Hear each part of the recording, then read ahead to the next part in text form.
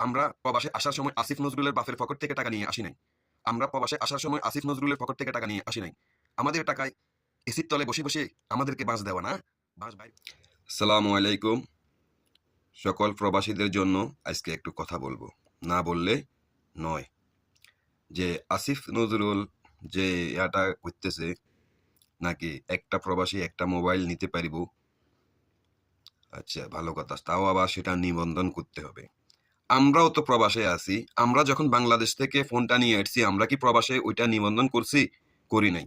আসলে যে উপদেষ্টাগুলো আছে, বিশেষ করে আসিফ নজরুল আসলে নিজেকে কি মনে করে সেটাও আমি বলতে পারি না। এখন আমরা সকল প্রবাসীরা আবার যদি শাটডাউন করে দিই যে রেমিটাস পাঠাবো না, তখন আসিফ নজরুল কোথায় যাবে?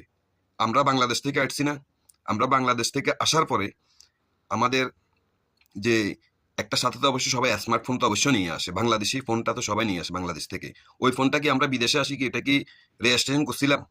ওটা কি আমাদেরকে কোনো বাধ্যবাধকতা ছিল যে আমরা একটা ফোন নিয়ে আসতে পারবো মাত্র বাংলাদেশ থেকে আসার সময়? আমরা ২, ৪, ৫ বছর টানা প্রবাস করব, প্রবাসে আছি। এরপরে দেশে যাওয়ার জন্য মিনিমাম একটা লোকে ৩ থেকে ৪ টা ফোন নিয়ে যাবে। কারণ তার ফ্যামিলিতে ভাই আছে, বোন আছে, ছেলে আছে, সন্তান আছে, বউ আছে, মা-বাপ আছে, সবাই থাকে। তাহলে এটা কোন ধরনের ফাইজলামি? অবিলম্বে আমি মনে করি যারা প্রবাসীর দিকে আঙ্গুল তুলে কথা বলবে তাদেরকে উপদেষ্টা থেকে পদত্যাগ করার দরকার। তা না হলে বাংলাদেশের অবস্থা অনেক করুণ হয়ে যাবে। অনেক করুণ হয়ে যাবে। আমরা রেমিটাস পাঠাবো না। এসব ফাইজলামি করলে আমরা রেমিটাস পাঠাবো না। তাই আসিফ নজরুলকে হুঁশিয়ারি করে দিতেছি, আসিফ নজরুলকে সাবধান হওয়ার জন্য বলতেছি, যদি আমরা প্রবাসীরা যদি কথা বলি, আমরা প্রবাসীরা যদি এটার বিরুদ্ধে অ্যাকশন নিই, তবে আসিফ নজরুল পালানোর পথ পাবে না এবং দরজা খুঁজে তোয়াই পাবে না আসিফ নজরুল। তবে আসিফ নজরুলকে এখনো বলতেছি, ভালো হয়ে যান, ভালো হয়ে যান।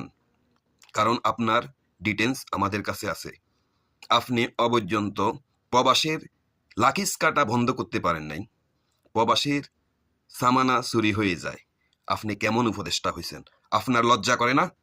লজ্জা করে না? আসিফ নজরুল সাহেবের লজ্জা করে না? লজ্জা থাকার দরকার। ওই আমাদের গ্রামের একটা কথা আছে, কচু গাছের লগে যায় হসদেন আমনে।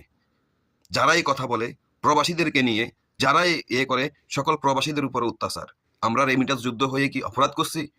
আমরা রেমিটাস যুদ্ধ হয়ে কি অপরাধ করছি? ঠিক আছে, আমরা সকল প্রবাসী শাটডাউন ডাক দিব আবার। আমরা প্রবাসীরা সর্বোচ্চরে ক্ষমতা রাখছি। আমরা প্রবাসীরা সর্বোচ্চরের যে কোনো পরিস্থিতির জন্য মোকাবেলা করব। আমরা প্রবাসীরা যে কোনো টাইমে যে কোনো কিছু করতে পারি, কারণ আমাদের কাছে দেশের অর্থনীতিক। আমরা প্রবাসে আসার সময় আসিফ নজরুলের বাপের পকেট থেকে টাকা নিয়ে আসি নাই। আমরা প্রবাসে আসার সময় আসিফ নজরুলের পকেট থেকে টাকা নিয়ে আসি নাই। আমাদের টাকায় এসির তলে বসে, বসে আমাদেরকে বাঁশ দেওয়া না, বাঁশ বাইর করে দিমু। আসিফ নজরুল আবারও বলতেছি আপনি ভালো হয়ে যান। আসিফ নজরুলকে আবারও বলতেছি আপনি ভালো হয়ে যান। ভালো হইতে পয়সা লাগে না। আর যদি আপনি না পারেন, সসম্মানে ছাড়ি দিয়ে চলে যান। সবাই ভালো থাকবেন, সবাই সুস্থ থাকবেন। আর সকল প্রবাসীরা এই মেসেজটা বিশেষ করে শেয়ার করবেন, লাইক করবেন, যখন সবাই এই জিনিসটা দেখতে পারে এবং সবাই যখনই রেমিটাস শাটডাউন হবে, সকল প্রবাসী আশা করি একমত থাকবেন। সকল প্রবাসী একমত থাকবেন। আমরা কিছুদিনের ভিতরে আবার রেমিটাস শাটডাউন দিতে হবে।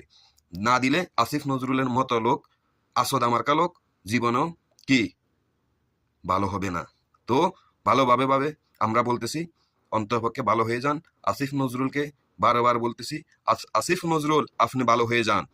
আপনি ভালো না হলে প্রবাসীরা কথা বললে, প্রবাসীরা যদি পদক্ষেপ নেয়, আপনি ফালানোর দরজা খুঁজে পাবেন না। ওকে, সবাই ভালো থাকবেন, সুস্থ থাকবেন। সকল প্রবাসীদেরকে জানাই সালাম।